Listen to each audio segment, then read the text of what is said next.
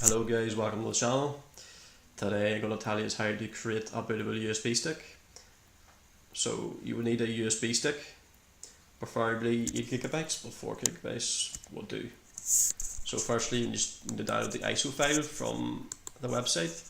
For example, Ubuntu, which is the most common Linux OS. You just download, let's see.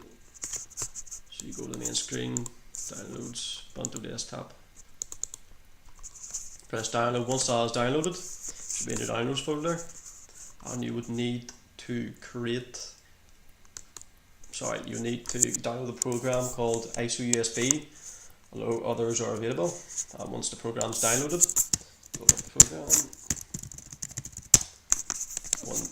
When you've clicked on the program, enter your password. You just click on the ISO file wherever it may be. Usually it's in downloads. Once you've selected the ISO file, the burning process should take place. It should take around about 10-15 minutes. In Windows, you would need to download the installation file or the operating system. So maybe Linux Mint or maybe Windows itself.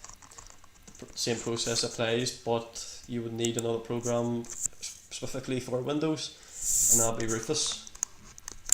And once Rufus is downloaded and loaded up, that's your USB partition scheme. You wouldn't really need to change any of these. You just click this here icon here, and a prompt should come up telling you to click on the ISO file and press start. And about 10-15 minutes later, you should have a bootable USB stick. The processes in both Linux and Windows are similar, but in the next video, I'll tell you how to boot from the USB stick. Thank you.